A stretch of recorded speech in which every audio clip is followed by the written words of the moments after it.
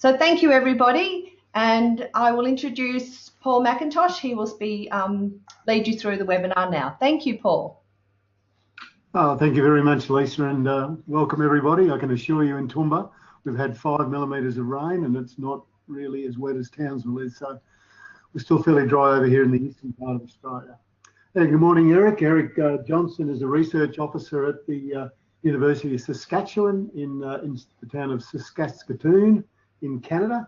And I did my homework, Eric, and I think you've got a map there too of where you are, but you're north of Montana and north of North Dakota and neighbours to Alberta and to Manitoba. So my geography has improved an awful lot.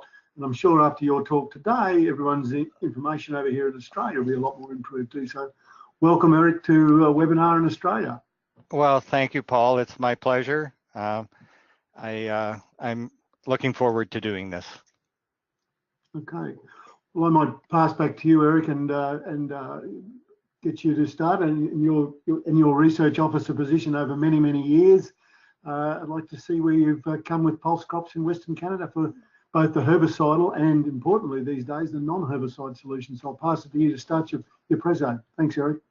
Okay, thank you, Paul. So thanks to everyone who's listening in today and letting me share some of my research, some of the research activities that I've been involved with over the years that involves managing weeds and pulse crops. So I want to first introduce the research team whose work I'll be discussing today.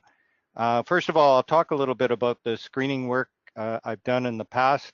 I used to work with Agriculture and Agri-Food Canada at Scott, Saskatchewan.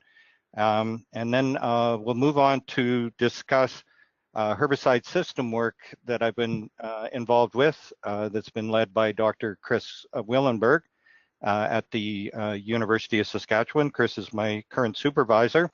And I'll finish off talking about integrated and mechanical weed management that's been led by a colleague of mine, Dr. Steve Shirtliff, along with Lena Sorovi, his research officer. So I'm going to give you a little background to begin with. As Paul mentioned, I'm located in Saskatoon in the province of Saskatchewan, so it's easy to draw, hard to pronounce. Saskatchewan is a prairie province. We make up three provinces, make up the Canadian prairies, Alberta, Saskatchewan, and Manitoba. And you can see that this is where the bulk of the pulse crop production takes place in Canada. We have dry bean production in Eastern Canada, but most of the pulses, including beans, chickpeas, lentils, faba beans, and peas, are grown in Western Canada. So here's a few statistics. In terms of Saskatchewan, our most important pulse crops are lentil and field pea. I've included soybean in the statistics. Overall, you can see we have about 6 million hectares of pulses in Canada. Soybean is technically not a pulse, but it does come under the mandate of some of the pulse commodity groups in Western Canada, so I've included it. Most of our soybean production is still focused in Eastern Canada. However, there has been significant expansion in Manitoba and Eastern Saskatchewan over the past decade. We don't grow quite as much dry bean or chickpea or faba bean. That production varies from year to year depending on the market, but we still continue to do weed control research in those crops, and I'll cover some of that today. So we've been very successful with pulse crop production on the prairies, particularly lentil and field pea, but success also breeds challenges. The economic advantages that pulse crops have provided producers over crops like cereals has led to some very tight crop rotations with, in some cases, pulses being grown as frequently as every second year. And that's led to problems with diseases, particularly root rots, such as Aphanomyces, and it's becoming quite problematic, and some fields can actually no longer produce economic yields of field pea or lentil. But actually today I'm here to talk about herbicide resistance, and it is an issue in our pulse crops. Our pulse crops are very reliant on group B herbicides, and so we've overused those herbicides, and we have three main weed species that are most problematic in terms of pulse crop production. Those include kochia, Bassia scoparia, and I don't believe you have kochia in Australia. False cleavers, I believe you call it bed straw. Our main species is Gallium spirium, so it's a different species, but it looks quite similar to the weed that grows in Australia. And the last weed that's problematic for us, particularly in lentil and chickpea production, is group B resistant wild mustard, or Sinapis arvensis. And so in some cases, we can end up with disasters. As you know, pulse crops are not that competitive, and these resistant weeds can become dominant. The picture at the bottom here, that's actually a pea field, but it's hard to find peas in that tangled, sticky mess of gallium. Okay, I'm going to start off talking about herbicides, and then we'll move into other topics. I want to kind of provide you with an evolution of how our weed control practices came about in Western Canada. So I'll start off by talking about where we started in the 1970s. Prior to the introduction of the group Bs, primarily the imidazolinones, we had group Ds, so dinitroanolin herbicides like triflurulin or ethalflurulin. These were our primary pre-herbicides that we could use. Metribuzin was our only broadleaf herbicide, post-emergence herbicide that was available in lentil. Group C, we could also use it in field pea. We could use bentazone, another group C in field pea. However, it was quite expensive. There was also a few oxinic herbicides registered in field pea, but they had pretty low selectivity and are rarely used anymore. And that changed in the 1990s when the imidazolinones were introduced. We had three main herbicides introduced over those years: imazethapyr, imazamox, and imazapyr, and we could use those in field peas primarily.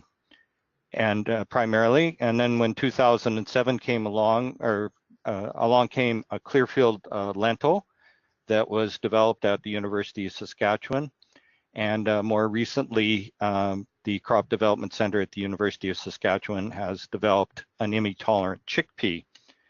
So the IMI herbicides were a game changer for a few years. However, we overused this chemistry, and we overused group Bs in our rotational crops. And so this is resistance has been the result. And now this particular family of herbicides has limited utility. Whoops. In 2002, the federal government introduced the Pesticide Minor Use Program in Canada.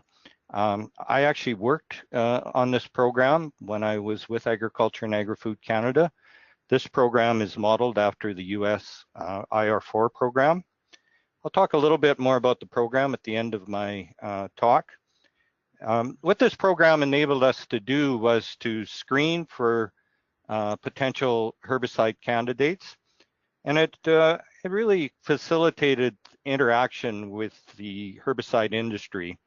And this really helped contribute to the registration of a few group G herbicides and one group K. So we had carfentrazone, sulfentrazone, flumioxazine, and peroxysulfone, all ending up being registered primarily through a lot of screening work that we did and collaboration with the industry.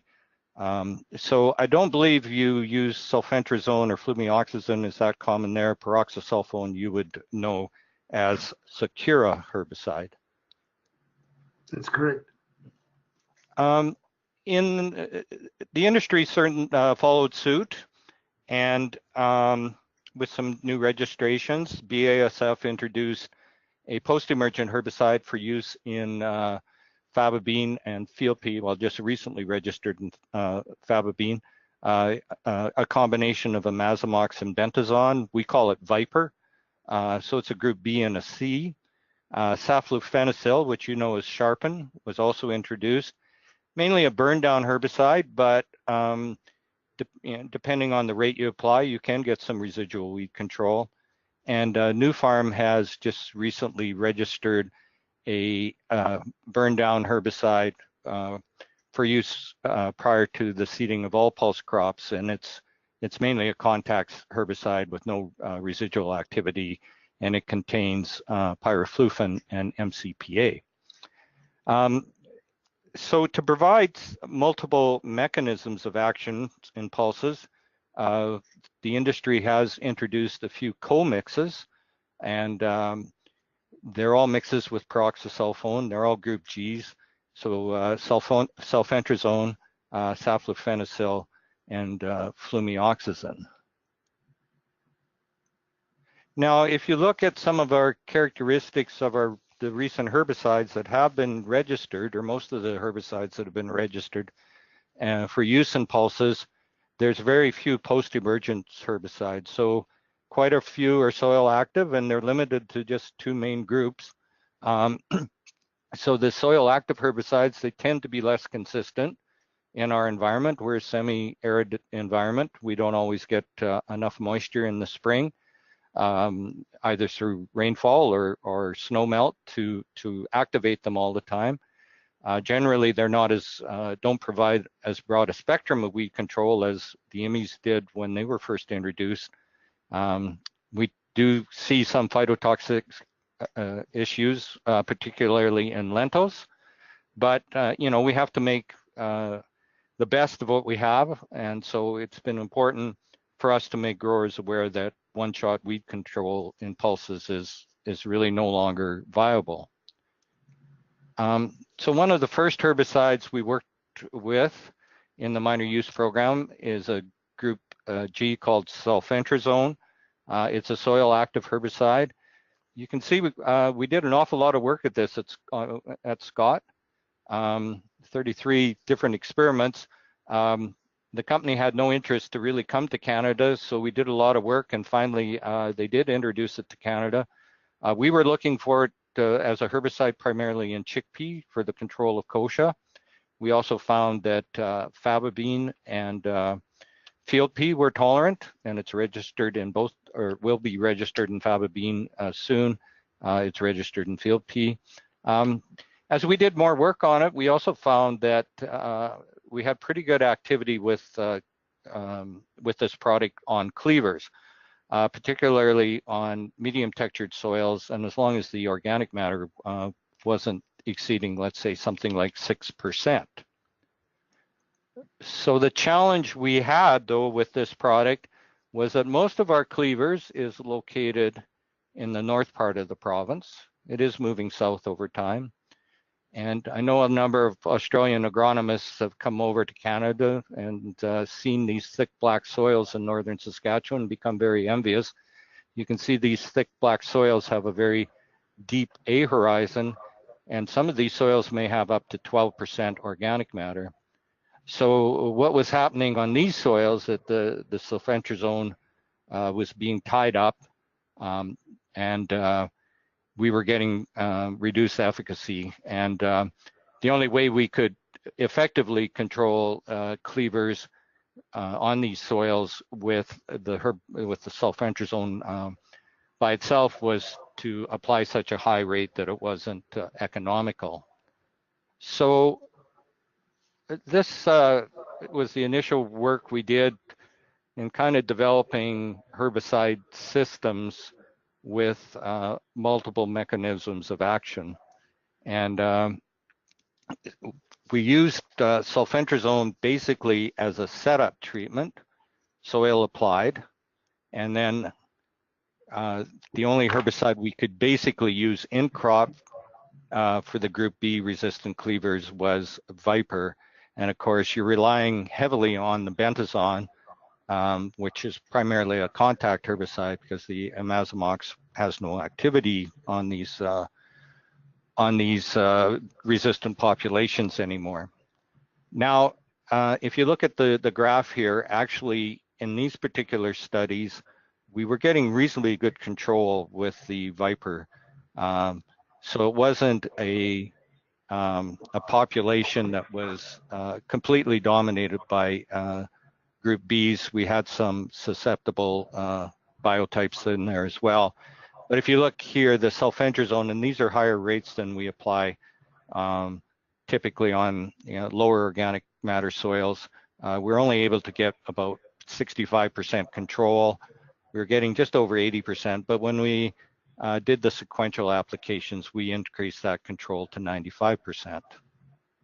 So we decided to look at other pre-post combinations.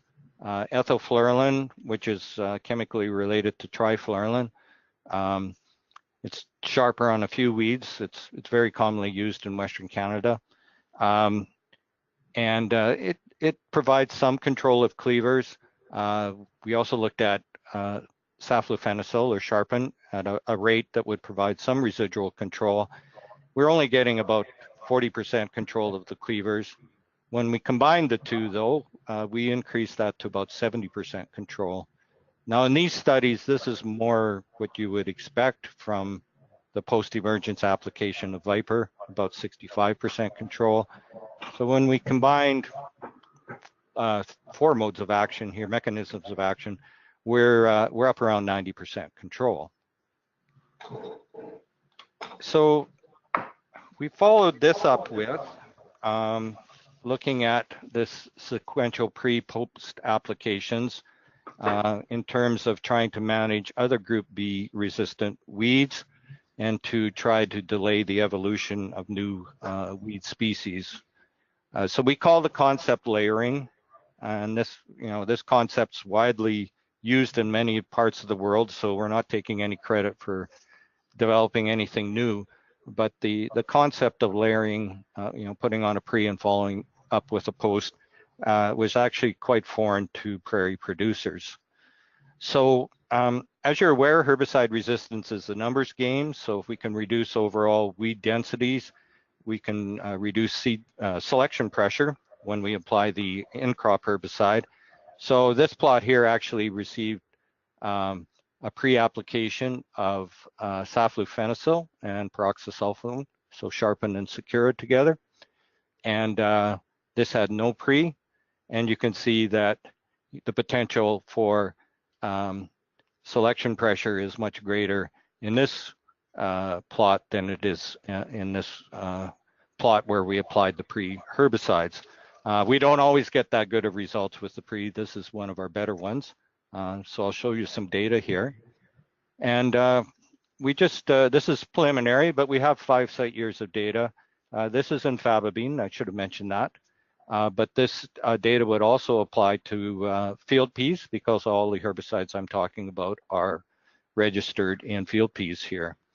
So these are weed densities that we took just prior to in-crop post-emergence herbicide application. And you can see that we reduced the density considerably with all the herbicides we applied. And some of these were we reduced as high as 70%.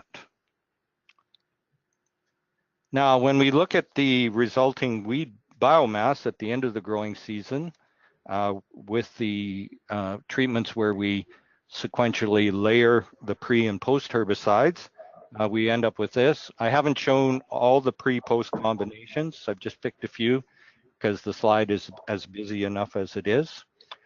But if you see here, these the post herbicides we're using a product called Odyssey that's registered in fababeans and field peas. It's a straight group B. It's a 1-to-1 mixture of imazamox and imazethapyr. So it's not going to control any group B resistant weeds.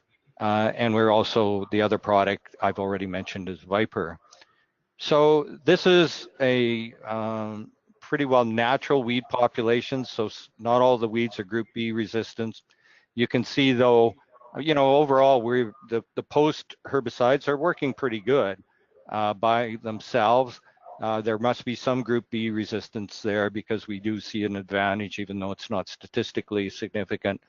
But still, if you look at our pre-post combinations, our lowest biomass is generally produced where we're using the pre-post in a sequential application. And we also look at weed seed reduction, and some of these better treatments are reducing weed seed production by as much as 85%. Okay, so one of the challenges we have in lentil is the lack of a post-emergence alternative. So what we have currently, of course, are group B herbicides and metribuzin, which is a group C. They're not a compatible tank mix, so we can't really use them together, and it's not really economical to use them sequentially. So we have done some screening. One potential herbicide that we've screened post-emergence, it's actually a soybean herbicide that's registered in Eastern Canada and United States as fluthiazide methyl. So another group G, primarily a contact herbicide. It doesn't have that wide of a control spectrum, but it does a fairly good job on small kochia. So that's where we think it would have a fit and probably may be able to be used as a tank mix with a group B or a metribuzin partner. We do see some phytotoxicity though. This is the type of symptoms, some burning. It is transitory, so it does dissipate after a while, and by the fall you don't see any injury, and we don't see any reduction in yield under weed-free conditions. But we're not really sure if growers will accept this level of crop injury. It's not yet registered. There's still a few regulatory hurdles that the company needs to deal with before they consider registering it in Western Canada. So this kind of moves into my next topic about how we can integrate some cultural practices with herbicides. In this case, this is a project done by Colleen Redlick, and Colleen is a former graduate student of Dr. Willenberg and Shurtleff, and she was looking at whether we could reduce the rate of fluthiazide methyl by improving the crop competition and by using a higher planting density, a higher seeding rate. So she looked at 4 seeding rates and how they interacted with in a herbicide dose response. You can see in both years that the higher seeding rates reduced the biomass dramatically, and in this year the effective dose required to reduce the mustard biomass was actually lower as we increased seeding rate as well. And so perhaps using some cultural methods, we can get weed control and reduce the phytotoxic effects. And before you go on yeah. from there, the young lady did some seed counts from the reduction of the biomass, and she establish some connection between lower biomass and lower seeds produced by the weed? I don't think in this particular study, if I recall, the study is published. I think we just, but typically we would expect that there would be lower seed production. I don't think that was something she did look at, though, Paul. We've done similar things here with in the north with Michael Witterick's work and Senator Horn's work, where they've reduced the row spacing or increased the plant numbers, and we've definitely got a reduction in weed seed numbers with the reduction in biomass in sow thistle and feathertop roads and a few other things. Yeah, I would expect that would have happened here too as well. So it's interesting, Paul. our current recommended seeding rates in Western Canada for lentil is 130 to 140 seeds per square meter. But Steve actually has a very robust data set now suggesting that we should be increasing that seeding rate to perhaps 260 to 280 seeds per square meter in terms of reducing weed competition. And he's just looking to see if that's something we should be doing across all market classes. Certainly our small reds tend to see, we have enough data to suggest that higher seeding rates will certainly help in terms of reducing weed interference and maintaining high yields. That was my next question about the yield of 140 versus 280 seeds per square meter. That's for sure. That's good. Yeah, no, we're seeing yield benefits. The original work was done under organic conditions, but we're even seeing some benefits where we're getting reasonably good weed control. So it has some yield advantages and some weed management considerations as well. So this is, before I go into kind of the non-chemical part of it, I just want to show you that certainly we can do all this work, but if farmers don't adopt it, then it isn't of much use.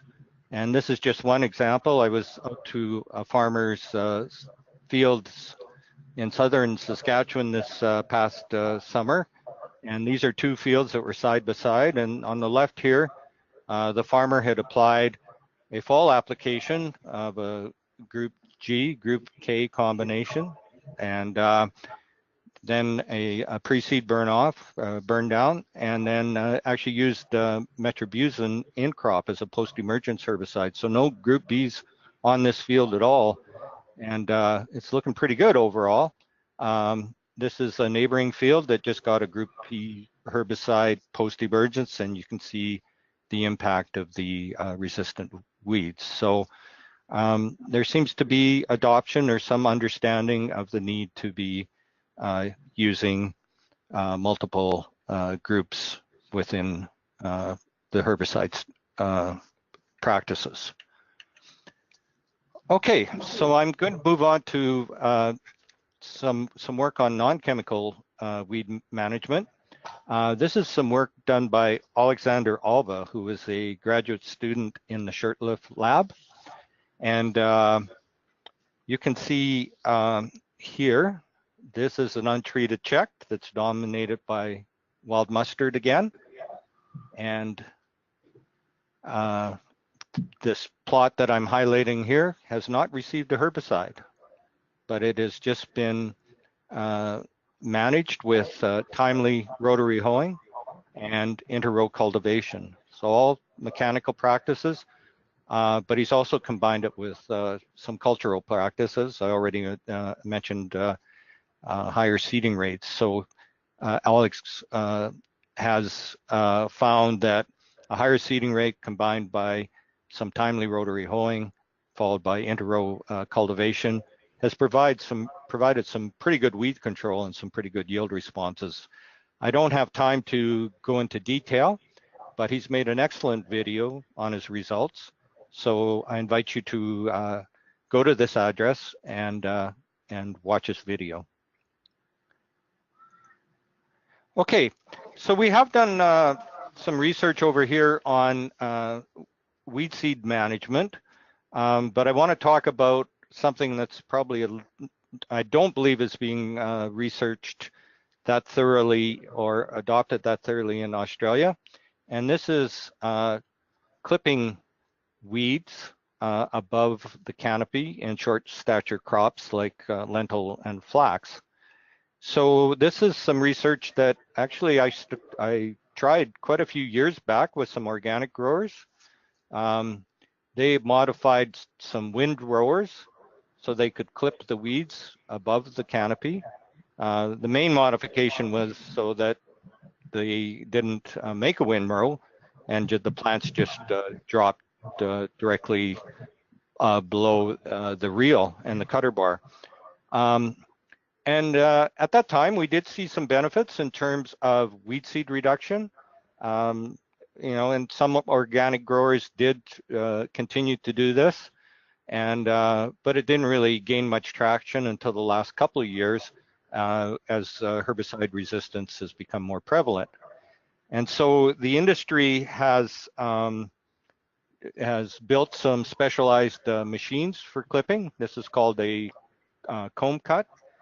It's developed in Europe, and this is a Saskatchewan-made product. It's called a Borgo BTT weed clipper, and so it's not a cutter bar. It's actually got rotating mower blades. So this is what that's very interesting, Eric. That stuff. Could you just give us go back one slide, please, and give us a bit of a look there? Wouldn't mind. Yeah.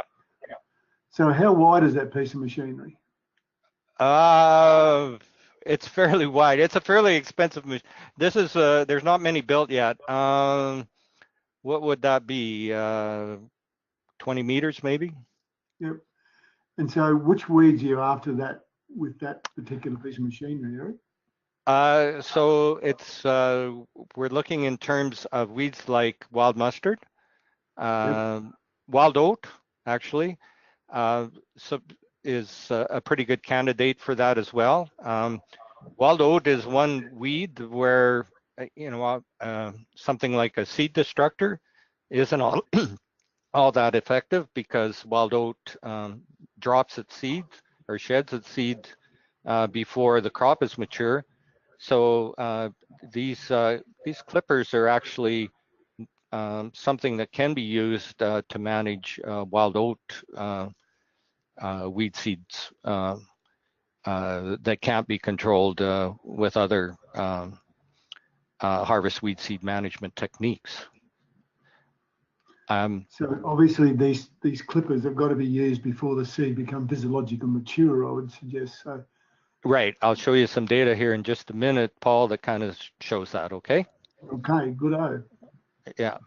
Whoops. So this is a lentil field with wild mustard, and this is where some clipping has been done. That's with the comb cut, and just some close-ups. So we're cutting off the reproductive parts.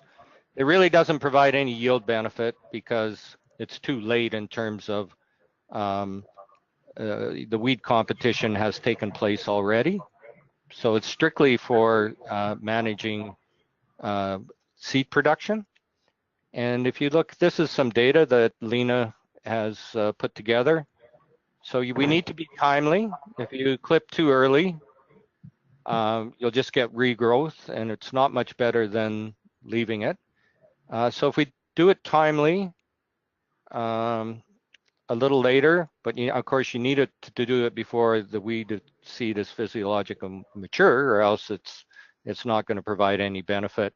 So we see that there are some benefits to multiple clippings, and actually 3 clippings was required to get the lowest amount of seed production. And these are just some pictures from my work quite a few years back. And these are just slides showing what the plots look like the year after we did the treatment. So this is no weed clipping, and you can see where we did clip the weeds, we reduced the weeds seedling recruitment quite a bit the following year. Okay, so I talked a little bit about Alex's work. I'm going to talk a little bit more about, I don't think this is an implement that you use very much in Australia. This is an implement it's called a min-till rotary hoe. It was originally designed to help break crusts in soybean production, but it also has some weed control action with it. I'll show you a video here. So these hoes rotate at very high speed. The faster you go, the better. You can travel at speeds of 12 to 15 kilometers an hour. So it just basically picks the weeds out of the soil and or it buries them. You want to do this when the weeds are very small, the white thread stage we call it, or when they're cotyledon. And you can effectively get some broadleaf weeds. Now that's a pea plant there. And actually peas and lentils and faba beans are pretty tolerant to this. So you can actually use this implement pre-seed, pre-emergence, or even post-emergence. You get reasonably good selectivity with it. Your timing is based on the weed stage when they're very small. And it actually works in crop residues. It doesn't plug because the two gangs are far enough apart that they don't plug. So we can zero till our crops in and then actually use that tool, even though we have a fair amount of crop residue. So the kind of the concept that we were looking at now is there a way that we can integrate the rotary hoe or some of this mechanical with herbicides to make them work better? And so this is only one site year data, but it's really being shown to describe the concept. And we looked at applying ethalflurulin, which is similar to your triflurulin. We apply it in the fall here, and then we let the snow melt actually incorporate it. We do find that if we do a little bit of incorporation, we might get some benefit as well. So the rotary hoe, we can use it in the fall to help incorporate the herbicide. Plus, we could actually use it in the spring, either pre-emergence, or post-emergence, depending on when the kochia actually emerges. And we're really looking at the rotary hoeing as in the spring as a way of controlling the residual escapes that the herbicide didn't get. So it worked very well in this particular site year. We actually have very good control with the ethalflurulin, the edge. You don't always get that good of control, but even the rotary hoeing, you can see was quite effective, and it can be quite effective if you time it right. But we basically eliminated the kochia where we integrated all three together. So this is where we see the next phase of our research is trying to integrate cultural, chemical, and mechanical weed control. Eric, do you find the rotary hoeing might stimulate some other weed seeds around too besides your mustard or your kochia? It might. It depends a lot on the weather. So if it's wet, if we get wet conditions, we'll stimulate new growth. Any of these mechanical practices that have some sort of tillage aspect to them, if it remains dry for a while after you apply the treatment, then you don't get a lot of weed seed stimulation. But if we get some moisture soon afterwards, then yeah, we can get another flush. So it really depends on the environment, Paul. Yep. So anyways, I hope this has provided the audience today with some insight into some of the initiatives that we've undertaken at the University of Saskatchewan to try and manage resistant weeds. We've made some progress, but we still have a long way to go. Good weed management, it always starts with good agronomy. And we feel that integrating that with herbicide systems that employ multiple sites of action and using mechanical practices to fill the gaps are the types of things that we will continue to work on and to try and improve weed management systems for pulse growers. So I'd like to finish by acknowledging the hardworking people involved in this research. Also, the funding agencies. We get lots of support from the Saskatchewan pulse growers, and both the provincial and federal governments through the Canadian Agriculture Partnership. I also want to reiterate the importance that the minor use program has been in terms of developing pesticide options for pulse and other minor crops. It's been a very cost-effective program for us. And so this is my final slide. I'm on Twitter, as are some of my colleagues. So there's my Twitter address. And I know that your weekends, Paul, are probably at the beach. This is what my backyard looks like this past weekend. So we're not having nearly the same type of weather that you are. And actually this week we were having quite a cold snap, somewhere between -30 to -40 Celsius. So I thank everyone for listening. I hope you enjoyed the webinar, and I look forward to answering any questions, Paul. Eric, the beach over here for me has got too many sharks for this country boy, so I try and stay away from that sort of water part. But your snow looks impressive, and I'd love to see you wearing your beach gear in that snow. We're currently experiencing another hot summer in Australia, and a lot of it's dry, apart from the northern part of the Cape York and part of the Queensland. So, yeah. So actually, this is quite a bit of snow. We haven't had this much snow for a few years, and it's not province-wide. This is more in the northern parts of the province, but the snow still provides us with soil moisture in the spring, so we don't mind seeing it. I was just going to say the snow would be something we might even welcome if we could get some moisture into our soil profiles like we like to, because our black soil over here and even the lighter stuff, we do like to have that subsoil moisture.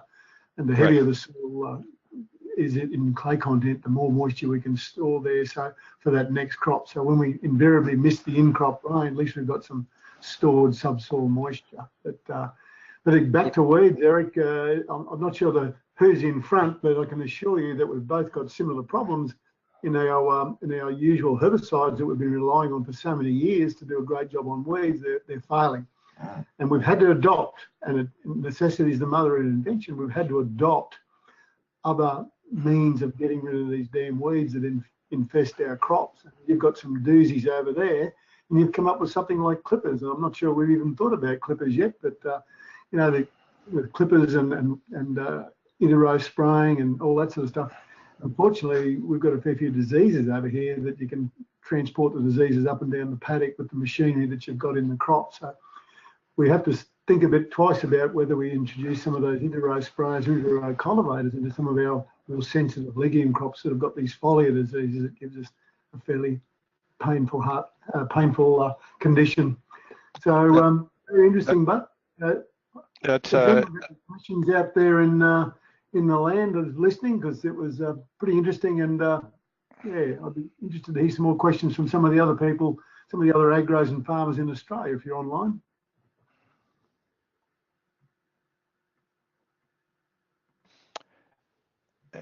I'll just mention, Paul, while we're waiting, when you bring up the potential for a disease, I mean, that's one concern we've had with rotary hoeing.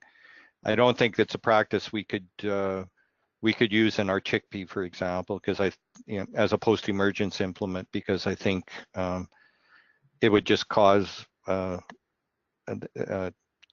too much injury and increase the potential for diseases like ascochyta. Yes, Eric, you're right. We've got that over here too. And in 2016, we had about 1.3 million hectares of chickpeas that had a fair bit of ascochyta and botrytis grey mold through it. So we certainly didn't want to inflame the problem anymore with mechanicals going through the crop, but sometimes we had to for applications of foliar things. But yeah, it's a balancing act, isn't it, Eric, between getting rid of the weeds, which are assuming more importance all the time in our farming systems, and what downsize the disease and what get into your crop.